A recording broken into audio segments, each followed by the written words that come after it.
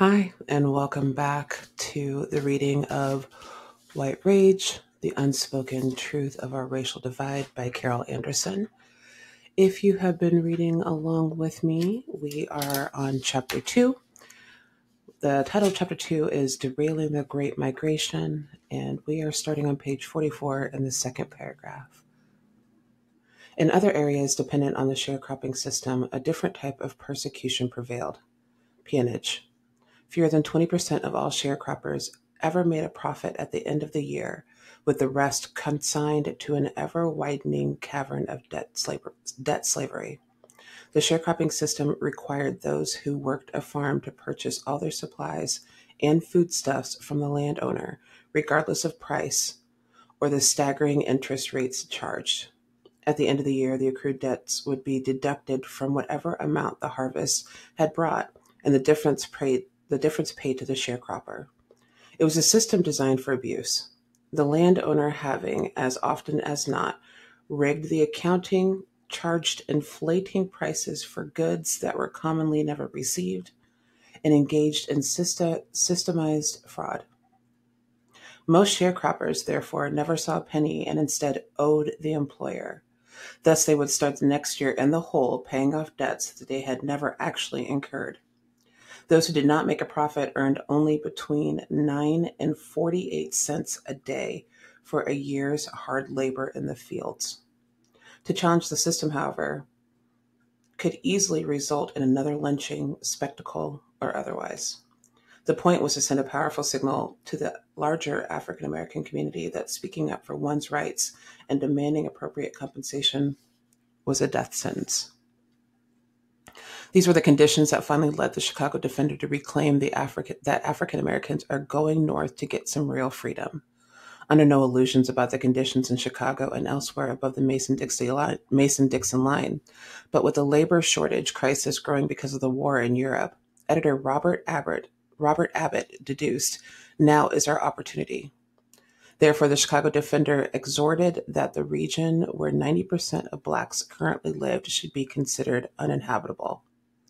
African Americans, the newspaper insisted, are tired of lynchings and burnings in the South, and equally important, the lack of education. The latter grievance cut particularly keenly. Southern whites' belief that education spoiled the slave remained virtually unchanged well into the 20th century. Southern whites' belief that education spoiled the slave remained virtually unchanged into the 20th century. In one county in Mississippi, 350 Black children had only 3 teachers among them. The low priority the government placed on schools for African American children was reflected not only in the paucity of resources, but in the truncated school year as well. The academic term for Black children in Dawson County, Georgia, was 6 weeks. In Mississippi, because children were essential for picking cotton and would not be released until the last harvest was in, African American schools routinely opened as late as mid-November. Beyond sick and tired of the anemic and inadequate public education designed for Blacks, African Americans were willing to go north to find schools for their children. And so they collected what pennies they had to buy train tickets out of the South. They accepted free passes from labor agents for train rides. They waited anxiously for fares sent from relatives who had already made it north. They hid their Sunday best beneath their work clothes so as not to tip off their employers that they were leaving that night. They abandoned their tools in the fields and even their final paychecks to avoid alerting the bosses to their escape plans. They hitched rides on freight trains. They scoured the Chicago Defender for information on housing and jobs. All told, the Great Migration moved nearly 10% of the Black population out of the South. When 500,000 moved above the Mason-Dixon line between 1917 and 1918, the South became alarmed. As more and more fled, the Georgia Bankers Association, citing a figure of more than $27 million in losses, described the exodus as comparable only to Sherman's march to the sea and its damage to agriculture in the state. This brings to mind when Ron DeSantis in Florida made his big move about undocumented people and how crops and fields with different resources are now suffering because they don't have the workers to do the work history just continues a continuation. It is easy to see why. Black labor was the foundation of the region's economy, and African Americans were also the sine qua non of the South's social and political structure. Chattel slavery had marked blacks at the bottom economically, politically, socially, culturally, physically, and intellectually. The base.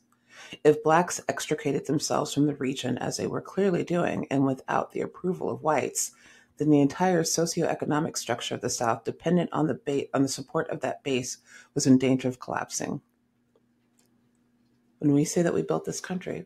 Thus, while African Americans understood the Exodus as grabbing at a chance for freedom and equality, white Southerners saw Black advancement and independence as a threat to their culture and indeed their economy. For years, political and economic elites had deluded themselves into believing that African Americans were somehow satisfied with the brutal inequality of the status quo. Comfortable with having their wages stolen year after year, pleased to be trapped in debt slavery, okay with Black women having absolutely no right to their bodies, and happy to have their children illiterate, uneducated, and futureless. They, therefore, had no framework by which to understand the Great Migration, no grasp of what could lead a Black man like Shreveport, Louisiana's Isaac West to assert that he would just as soon be in hell as remain in that state. I'm going to go back to a piece here real quickly. Okay with Black women having absolutely no rights to their bodies. A conversation that's been had recently and will likely keep happening as long as men in positions of power want to make decisions about the bodies of women and femmes and women who are able to give birth and menstruate. Women, white women specifically, will come to Black women in droves saying, you have to help us, you have to help us, you have to help us. And as of late, Black women said, we've been doing this. We're not new to this. We're true to this. And we're met with this, it's all together. We all have to do this at once. And when we tell you that we're not new to this is because this is our history. This is baked in. We have never had autonomy over our bodies. And this is not to say that white women have either. But white women participated in the brutalization of Black bodies. White women participated in the rapes of Black women. White women participated in the ripping of children from Black women's bodies. So understand that when Black women say that we're tired because you haven't been listening to us, this is what we mean. Given African Americans' supposed contentment with Jim Crow, officials throughout Dixie were initially certain that this flight north could happen only at the instigation of outside agitators. Clearly, somebody had to be stirring up local Blacks and causing them to leave the South. One of the most influential newspapers in the region, the New Orleans Times-Picayune, I'm not super familiar with all New Orleans names, singled out the unscrupulous labor agents from the North as a culprit. Sounding the alarm because the movement has reached immense proportions, the newspaper declared that the drain has, of late, become so great as to call for action. White reaction, with its veneer of legality and respectability, answered, rising up to stop African Americans from controlling their own destiny. Soon the South was blanketed with anti-enticement statutes reminiscent of the Black codes that again leveled exorbitant licensing fees and chain gang prison sentences for those luring Blacks away from their employers. In Macon, Georgia, policymakers exacted $25,000 for a labor recruiting license, while also requiring recommendation by 10 ministers, 10 manufacturers, and 25 other businessmen. Not only was it highly unlikely that 45 pillars of the community would vouch for a labor agent, but also the mandatory licensing fee, the equivalent of in 2014 of $2.76 million, was pure extortion. Jacksonville, Florida's city council required a $1,000 license. Failure to pay while recruiting the town's Black workers could result in a $600 fine and 60 days in jail.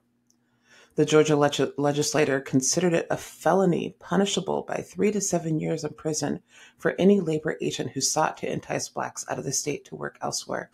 It was considered a felony to help Black Americans, African Americans, leave the South where they were being systemically murdered. In September 1916, the Montgomery City Commission enacted a law that any person who would entice, persuade, or influence any laborer or other person to leave the city of Montgomery for the purpose of being employed at any other place as a laborer would be fined $100 and face 6 months hard labor or both. These were not idle threats. Suspected labor agents were arrested routinely whenever a trainload of African Americans left or when the fields were empty and there was no one to work the land. The Reverend D.W. Johnson, a black labor agent in Mississippi, barely escaped detection, the sting of the whip, or worse, for handing out free railroad passes north to African Americans. About 12 o'clock, he recounted. That door swung open and there was three great big, red-faced guys. Now they had a bullwhip on their shoulder and a rope and a gun in each of their hands. And those pistols, them barrels look like shotguns, you know? They were going to kill every so-and-so Negro that they found had a pass. Well, so they searched us one by one and they searched me. Had they pulled off my shoe, that would have been it for me. Because they swore was going to kill the one who had it. Yeah, it was in the toe of my shoe. City councils, state legislators, and police forces were determined to punish those who, in a capitalist economy, offered African Americans a better employment opportunity. The legalistic language about fines and prison sentences masked a barely contained fury at the dawning realization that blacks believed they could leave the South or the rural areas for decent wages, functioning schools, and more freedom. African Americans simply did not have that right. That was the message as white authorities went after labor agents. When it became clear, however, that the exodus showed no signs of slowing down, the white elites searched for yet another outside agitator and found the most unapologetic, viscerally anti-South black newspaper published, the Chicago Defender. Central to the Great Migration, the Chicago Defender served as one of the primary conduits of information about opportunities up north. Using a far-flung distribution system of African American railroad porters, the paper extended its influence well beyond Chicago and deep into the Mississippi Delta. The Defender's stridency, its unrelenting embrace of blackness, and its open contempt for white racist regimes turned a simple newspaper into a symbol of African American pride and defiance. Though its circulation figures may have been in the hundreds of thousands, its impact was even greater as the illiterate and barely literate listened intently in churches, diners, shacks, and barbershops as the paper was read aloud. The message was revolutionary. Whereas Booker T. Washington, one of the most powerful African American in the nation, and then his successor at Tuskegee Institute, Robert Moton, had openly accommodated Jim Crow, declaring that blacks would have to prove themselves worthy of rights, the Defender demolished that narrative. Over and over again, the newspaper pounded on the idea that Dixie was going to have to prove that it deserved the presence of African Americans, not the other way around. And the Defender argued what the region's governments and employers had delivered so far left but one option: get out of the South. Booker T. Washington was mentioned here, and then his successor, Robert Moton. They accommodated Jim Crow. I want you to liken your Booker T. Washington kind of like your Tim Scott. Maybe not as aggressively conservative, but playing along the rules of white supremacy, if for no other reason, just a right to comfort. Not all skinfolk or kinfolk. Abbott's newspaper warned its readers not to be duped by entities from so-called black leaders like Moton that Dixie was African Americans' natural home. The Defender would have none of it. You see, they are not lifting their laws to help you, are they? Have they stopped their Jim Crow cars? Will they give you a square deal in court yet? When a girl is sent to prison, she becomes the mistress of the guards and others in authority, something they don't do to a white woman. And your leaders will tell you the South is the place for you. Turn a deaf ear to the scoundrel and let him stay. The Chicago Defender's threat to the old regime was clear, nor did it flinch in the face of the outrage that greeted its message. The Defender discussed not only the Klan, but also the governors, legislators, government officials, and business leaders who benefited from a system of oppression that robbed African Americans blind. At least as notably, the Defender's pages published one ad after the next about job opportunities in the North with wages that were unheard of to Southerners. The newspaper prominently displayed information as well about the Chicago Urban League, which made itself available to help smooth the transition from the rural South to the urban North. And in its pages were ever-present pictures of schools, homes, and lush public spaces that held out the promise of all that was possible. Freedom of the press and First Amendment rights are hallowed constitutional ground in the United States, and the Defender had not violated any libel law. The lynchings happened. The theft of wages was real. The rape of Black women was no secret. The Defender had done nothing but report the truth. But for that crime, Southern elites felt it had to be silenced.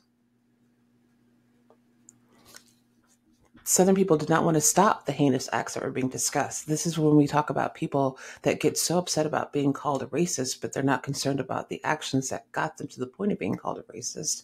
People get upset about being called a white supremacist, but they're not concerned about the actions that got them to the point of being called a white supremacist or upholding white supremacy. And in this situation, the South was not concerned about the actual lynchings, the theft wages, the rapes of Black women. No. They just did not want it discussed. They did not want it publicized.